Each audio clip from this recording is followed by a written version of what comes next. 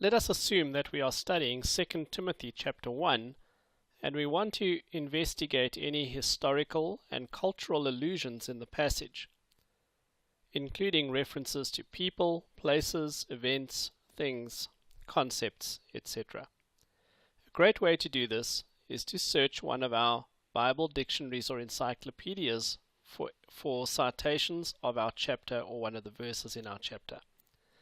This is how we do it in eSword. Firstly, we're going to maximize the dictionaries section of our screen by clicking on dictionaries. Choose a favorite dictionary or encyclopedia.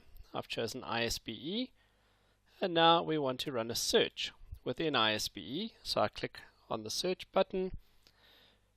I have a choice to type either a whole chapter or a single verse to do this. Let's start with a single verse, which is 2 to. That's the way verse references to 2 Timothy are entered in eSword. And let's say we start with 1 verse 16, just a single verse. I must then come across here. I don't want to search for all the words. I want to search for references to that exact phrase, 2 Timothy 1 verse 16, and I can hit the search button. That will bring up a listing of articles that cite 2 Timothy 1 verse 16. As you can see, I have hits for chains, household, Onesiphorus, philosophy, punishments, and refreshing. Each of these articles would explore some cultural concept, historical event, or person, etc. that's part of the verse I'm studying. If I want to switch to a different dictionary, for instance Easton's, I can simply change the dictionary and rerun the search. Here I only get hits for chain and Onesiphorus, a person who's referenced in 2 Timothy 1 verse 16. An alternative to searching for a single verse is to search for the entire chapter. That's going to give me all the places that 2 Timothy 1, any verse in 2 Timothy 1 is referenced, and I'm back in ISBE, so let's run that search.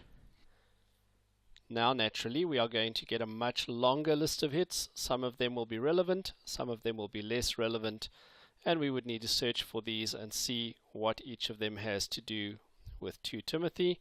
So if I click on commend, I can search and look for where is it referenced. Well, there 2 Timothy 1 verse 14 is referenced, and I could read this little article to see if it's interesting and helpful to me.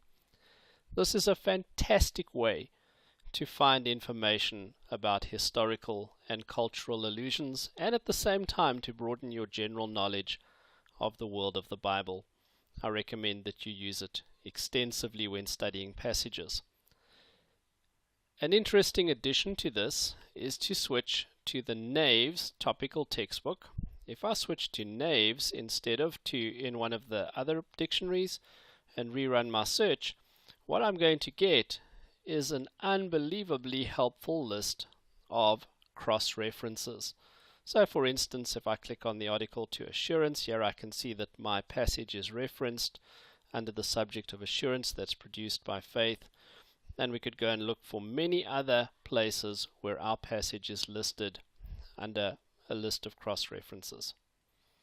Hope you find that helpful. So the recommendation to investigate historical and cultural allusions in a passage, choose a good Bible dictionary or encyclopedia, and search for references to your chapter or to a particular verse in your chapter, and read some of the articles that pop up.